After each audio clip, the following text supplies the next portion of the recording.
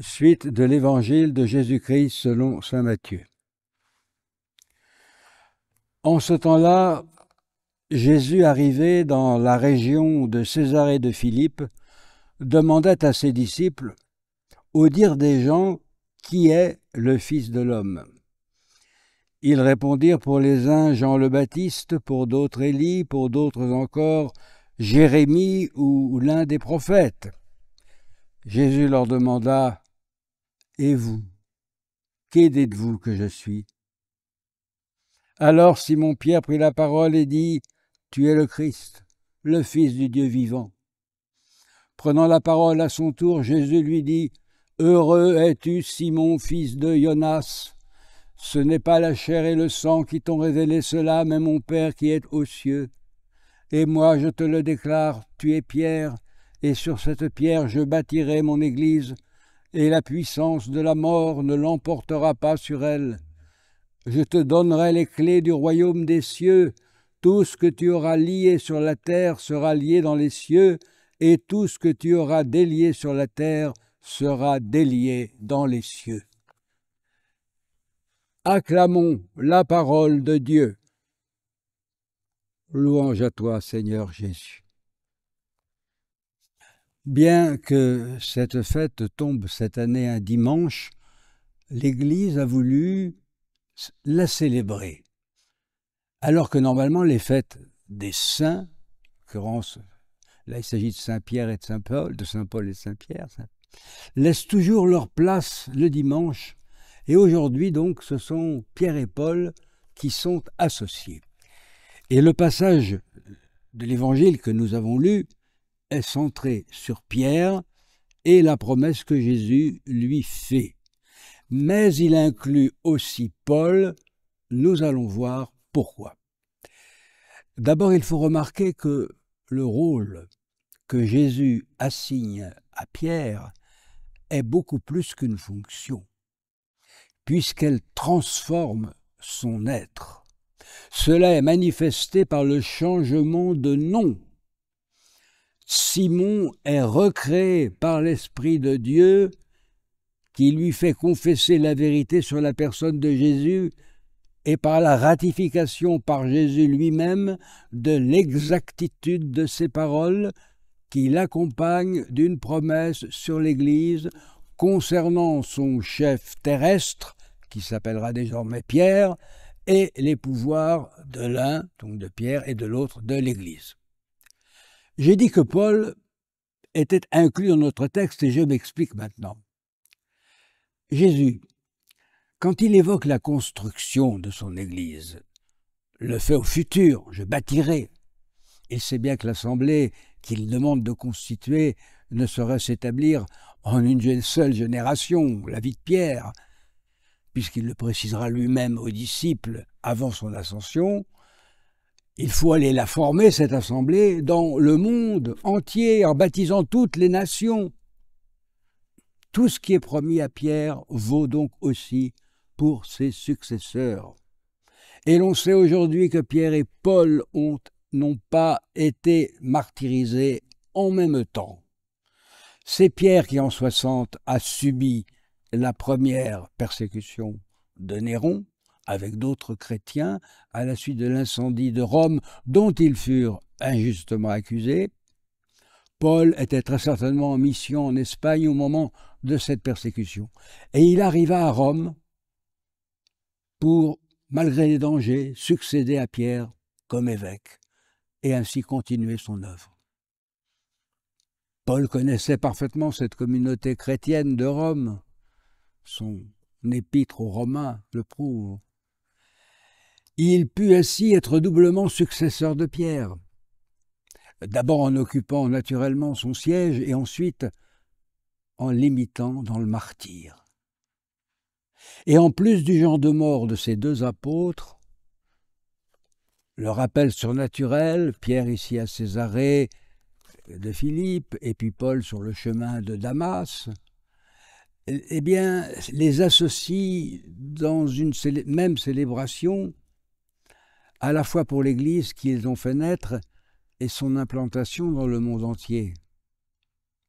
L'association de leurs noms Eh bien, elle s'explique aussi, je crois, par leur amour pour le Christ, au point d'y risquer leur vie. Par exemple, Pierre, on parle toujours de son reniement, mais on oublie qu'il était le seul à avoir tiré l'épée à Gethsémani pour défendre son maître. Quant à Paul, il risquera plusieurs fois la vie pour témoigner de Jésus. On peut donc dire des deux qu'ils ont vécu à la lettre les exigences du Christ pour être son disciple. Je cite, « Si quelqu'un veut venir à ma suite, qu'il se renie lui-même et prenne sa croix, qu'il me suive. En effet, qui veut sauver sa vie, la perdra, et celui qui perdra sa vie à cause de moi, à cause de l'Évangile, la sauvera. » Chapitre 8 de saint Marc. Pierre n'eut pas la vie facile, bien que le livre des Actes des Apôtres ne nous donne que peu de détails, par exemple sur son arbitrage pour la direction d'Église entre Jacques, qu'on appelle le frère du Seigneur, et les partisans de Paul, car les stricts judéo-chrétiens voulaient maintenir certains rites de l'ancienne religion juive, ils étaient autour de Jacques, et les autres autour de Paul voulaient dispenser les païens de ces rites, les païens baptisés, comme par exemple la circoncision. Quant à Pierre, il alla même jusqu'à se quereller à Antioche contre Paul, en adoptant une attitude momentanément conciliatrice, avec cette tendance très dure. Il devint d'ailleurs évêque d'Antioche, sous son premier épiscopat, alors que Paul dut partir, et il n'y revint jamais. Comme il ne semble pas non plus que Pierre soit retourné à Jérusalem, laissant Jacques y dominer, eh bien c'est à Rome, unique capitale de l'Empire à l'époque, qu'il alla pour diriger l'Église et y souffrir le martyre. Quant à Paul, il nous raconte lui-même ce qu'il a subi, et ce pour s'en tenir à ses propres écrits. Je le cite, « 3 fois j'ai été battu de verge, 1 fois j'ai été lapidé, 3 fois j'ai fait naufrage, j'ai passé 1 jour et 1 nuit dans l'abîme. » Dans l'Épître aux Corinthiens, 2e épître. Sans compter les emprisonnements, 5 en tout, ce qui n'empêchait pas d'écrire à ceux qui souffraient pour les réconforter, et aux membres des communautés chrétiennes qui le pouvaient, de venir en aide aux chrétiens qui souffraient. Paul en bénéficiait d'ailleurs lors de son premier emprisonnement à Rome, où il eut de la vie. On s'occupait des persécutés, on devrait s'en occuper aujourd'hui, où tant de chrétiens sont persécutés dans le monde. Ces 2 apôtres ont très tôt été considérés comme les 2 colonnes de l'Église, et ils purent par leur persévérance et leur endurance faire de leur souffrance des victoires. Les paroles que Paul avait écrites à son disciple Timothée, « Tous ceux qui veulent vivre pieusement en Jésus-Christ seront persécutés », eh bien furent comprises et crues comme des prophéties de victoire.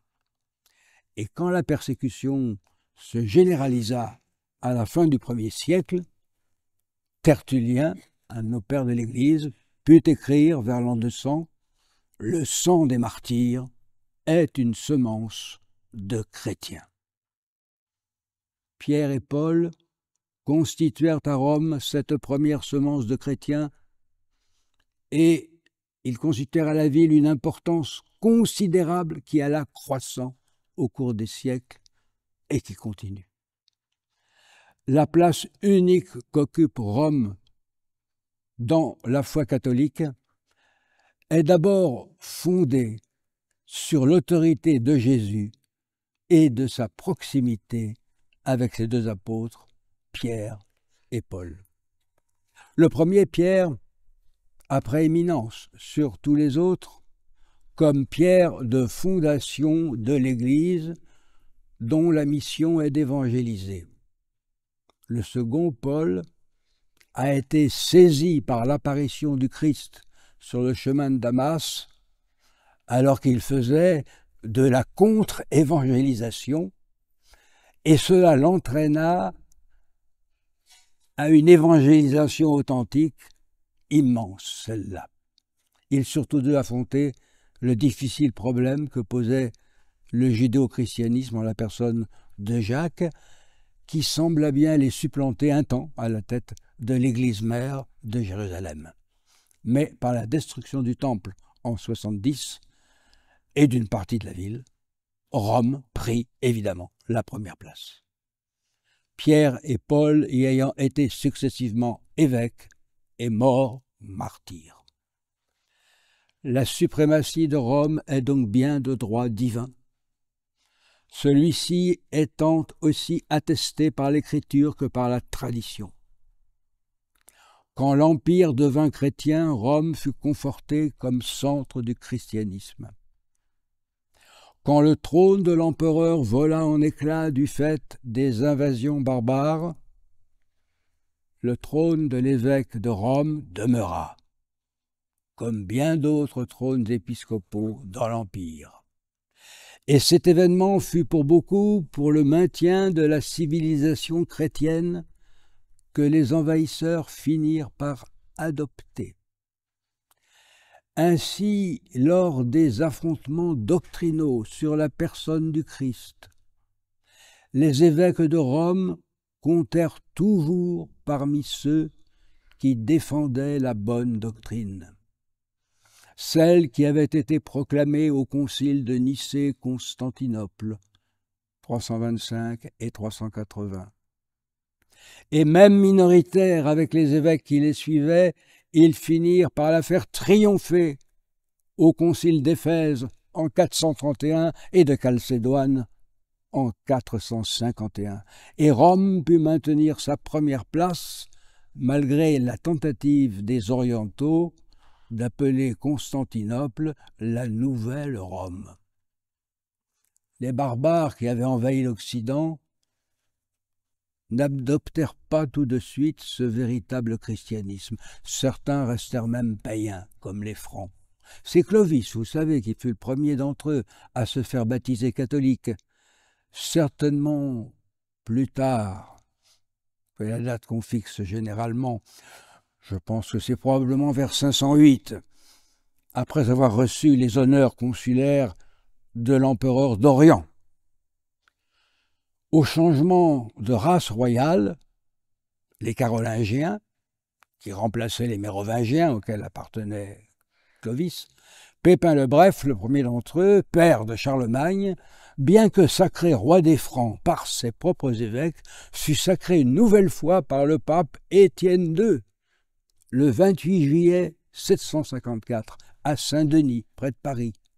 Il fut appelé par le pontife, son compère et ses enfants, sacrés eux aussi, fils spirituels, et le roi donna au pape des États, pour que l'Église demeure libre par son chef, qui ainsi n'était le sujet de personne.